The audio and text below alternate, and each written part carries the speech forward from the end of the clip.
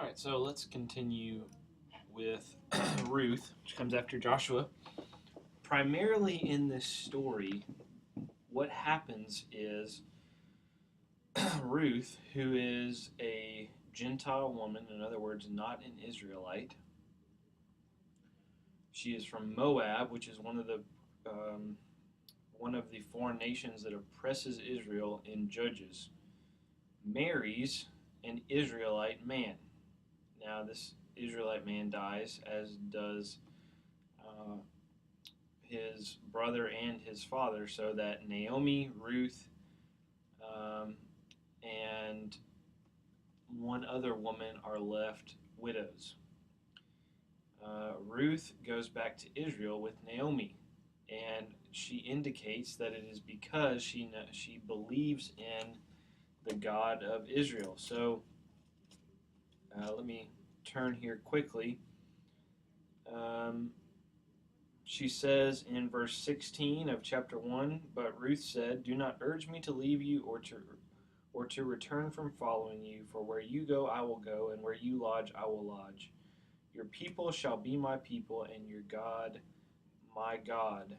Okay, and so Naomi, Ruth's mother-in-law, an Israelite, takes Ruth as her own daughter and thereby assimilates Ruth into the people of God. Ruth confesses that Yahweh, the Lord, is her God, and Ruth is taken back to Israel. Now, in the rest of the story, basically, this is I don't know if you want to call it a romance or a love story, but Ruth meets Boaz. Boaz is related to Ruth in some way, basically either through Naomi or through Ruth's dead husband. Um, Boaz is related to Ruth, and it's not in the sense that they're brother or sister or anything like that. It's that somewhere down the line there is a connection as far as their relatedness. And in Israel, there was a law that said that a man could redeem a widowed woman by marrying her, and he would thereby marry the woman, but also um, receive any land from the dead husband as well. And so, to make a long story short, Ruth and Boaz fall in love. Boaz redeems Ruth, and it's a story that is, I don't know, a little sappy in some parts, maybe you think. But it shows us a few things. The main thing it shows us in terms of our history that we're looking at, which is from Joshua to Esther, remember, is that it is through Ruth that King David comes. Okay, so King David in chapter 4, verse 18. Now, these are the generations of Perez. Perez fathered Hezron. Remember, Perez is a son of Judah in Genesis. Perez fathered Hezron. Hezron fathered Ram. Ram fathered Amminadab. Amminadab fathered Nahshon. Nahshon fathered Salmon. Salmon fathered Boaz. So Boaz, the person here, Boaz fathered Obed. Obed fathered Jesse, and Jesse fathered David. Okay, so Ruth, a Gentile woman, ends up being the uh, great grandmother of King David. King David, who will be the greatest king of Israel, he will be a figure that represents what the Messiah will look like when he comes. David is one of the most important people in the whole Old Testament, and Ruth is the great grandmother. So, part of the purpose of the book of Ruth is to show us um, how David's lineage came to be, and that it was providential, that it was through God using an Israelite man to redeem a Gentile woman, to bring her out of widowhood and bring her into the people of God. And that's significant as well. It's not just that David has a great grandmother, it's that God's plan of salvation is for both Israel and the foreign nations to be saved through one person, who is going to be Jesus. Jesus is going to redeem the foreign nations, and he's also going to redeem Israel. And so Ruth is a promise that God is going to save both the nation of Israel and all the foreign nations as well. There is not in the Old Testament anything to indicate that God only cared about Israel at this point in time. God cares about both Israel and the foreign nations. Okay, and he shows that here in Ruth. Now, moving on to 1st and 2nd Samuel. And this is where David comes in. Now, remember, at the end of Judges, Israel didn't have a king. They were sinful. They were continually having to be judged for their disobedience. God was sending judges. Ruth, we have this interlude where we see in the midst of the book of Judges a love story that happens between a Gentile woman and an Israelite man. 1 Samuel picks up where Judges leaves off. At the end of Judges, we see everything just in total disarray. At the beginning of 1 Samuel, things are still in disarray. Eli is the judge, or is the priest, basically the high priest. But Samuel is born, and Samuel becomes the last of the judges.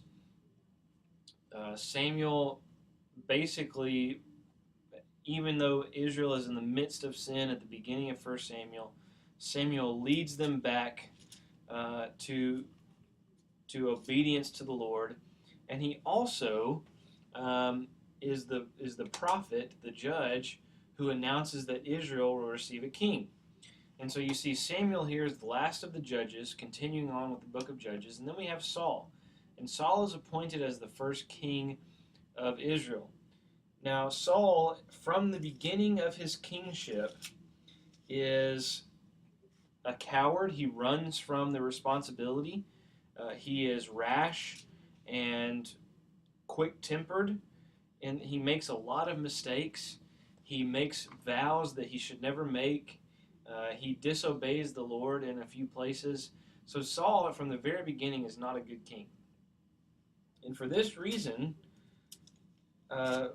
God anoints David in 1 Samuel 16 as the true king of Israel. Okay, so you see on your outline here, 1 Samuel 16 through 2 Samuel 24. So from 1 Samuel 16 all the way through the book of 2 Samuel, we are dealing with David. Now, from 1 Samuel 16 to 1 Samuel 30, we are dealing with David and Saul's struggle for the kingship of Israel. So David is anointed in 1 Samuel 16. David rises to power in 1 Samuel 17 and 18.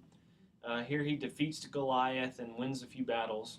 And then David and Saul, for the rest of 1 Samuel, are struggling for the kingship of Israel. And what happens in the end is that Saul makes huge mistakes. He's already made mistakes in the beginning here in 9 through 15. But in 19 through 30, he makes the most egregious errors that he can make.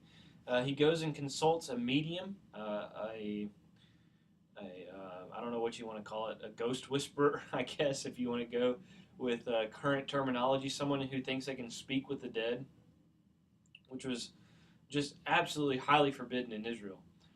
He also makes a vow that the Israelites wouldn't eat during battle, and his son Jonathan eats during battle. So this vow that he made, in Deuteronomy it says that if you make this vow and someone eats, they have to be put to death. So he's caused his own son to be put to death.